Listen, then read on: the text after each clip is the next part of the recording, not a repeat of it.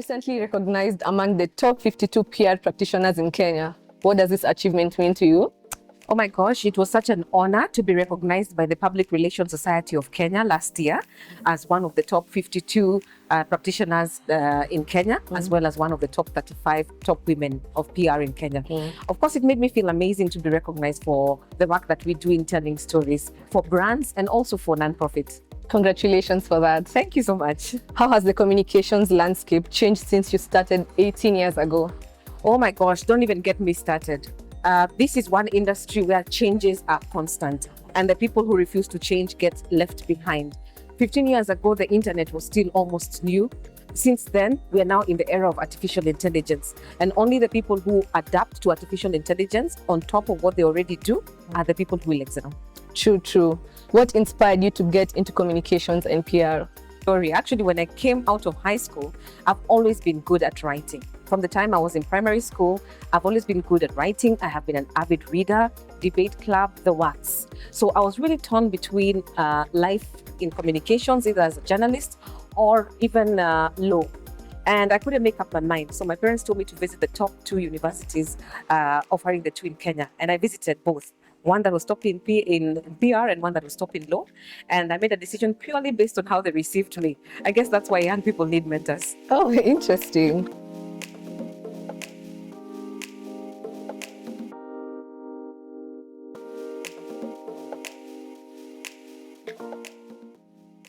Why do you think so many great ideas go unheard? I think one of the reasons why so many great ideas go unheard is fear. Unfortunately, a lot of people live in fear. Fear of what if I fail? Fear of what will people say? Fear of what if I don't have enough money to do it? I think there are a lot of unheard ideas, and it's just because of fear. So what's one habit that keeps you focused throughout the day? A habit that keeps me focused throughout the day is, planning. Planning is in my DNA. I'm a very strategic person, and I always have a plan most of the time. So what are you currently reading or watching that inspires you? I'm currently reading the book of Genesis in the Bible. I just love Genesis because, it all starts with creation and why we were created. So I'm finding it fascinating to go deep into the purpose why I exist in the first place. And to see God in his element of creation, calling us to be like him and to be able to create. I find that extremely inspiring. So I'm on the book of Genesis when it comes to the Bible. But I'm also currently reading an African author. The book is called The First Woman. I think I must be in page like 100 by now, and so far I love it. It's by a lady called Jennifer Makumbi. Great read so far. Do you recommend it? Yes, so far I'd recommend it. I haven't completed it yet. I just finished Ken Follett's trilogy, so I can't wait to see what's happening. I'm always reading something at any given moment. Oh, okay. What's the number one mistake people make when trying to build their brands? Interesting question. I think the number one mistake that many people make when starting to build their brand is not being authentic, trying to copy other people. When you see it has worked for somebody else, immediately copying the exact style and trying to do exactly what other people are doing usually diminishes brands, leads to burnout, because creators you cannot force something that's not within you. So what I would say is first takes a bit of time to look at who you are, if you're an individual or if it's your brand. What does your brand signify? And then build something around that. Do not try to copy others. You can be inspired by them though, but you don't have to copy paste because you cannot sustain it long term. Oh, those are wonderful insights. So what is storytelling and why is it essential for a successful brand? Storytelling is actually something that has been part of human society for many years, starting from the traditional days when stories would be told orally, either from spoken words, songs and whatnot, to visually.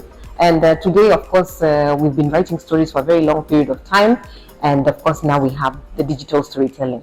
Storytelling is very important. Why? Just like when we're in the villages at home and we're gathered around the fire, and you have the older people pass on stories to the younger generation. It's always very captivating. You can't listen to a story and not feel something. Right now, we live in the era of trust.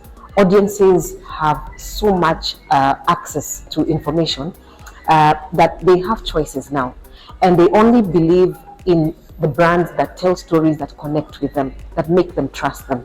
And so storytelling is very, very key, especially when we are building our brands, in order to be able to engage those emotions, build credibility, build trust, and make the audience feel something every time they connect with your brand.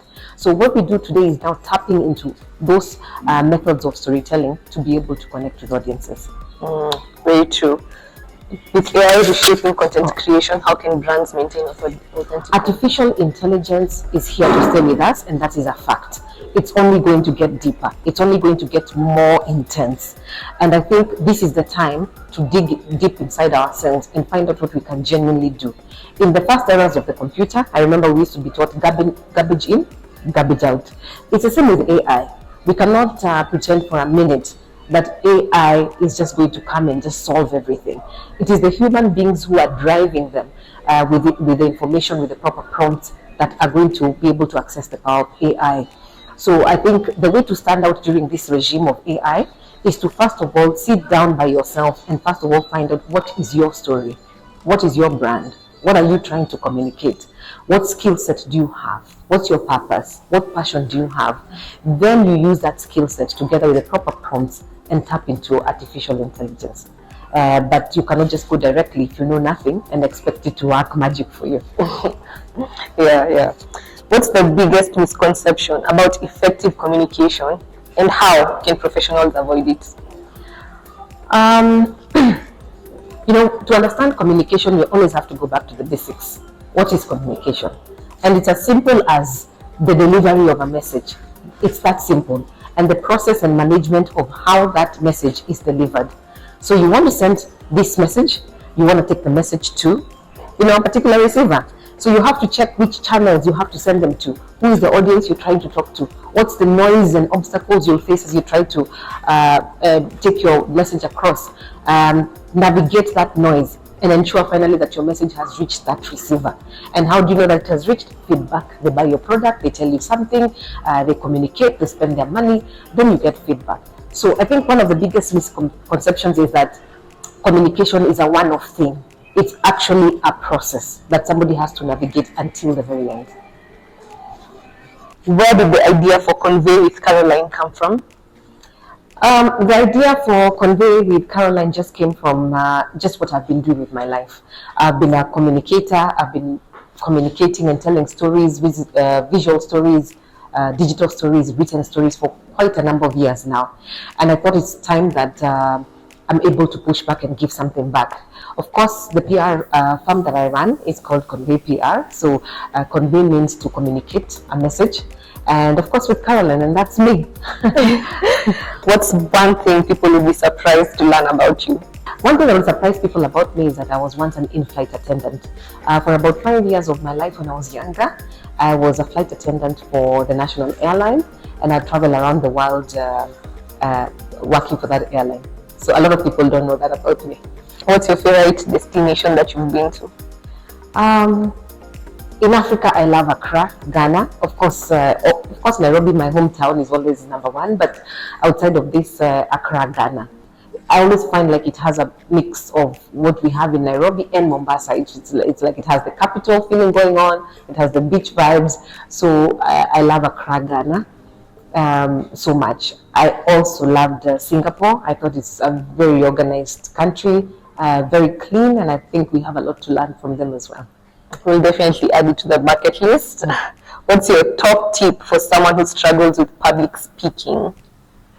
Public speaking, my top tip is the fear. I think for those who read the Bible like myself, do not fear, have no worry, I think is the most repeated phrase in the entire Bible. I don't believe that the Creator who made us to fear.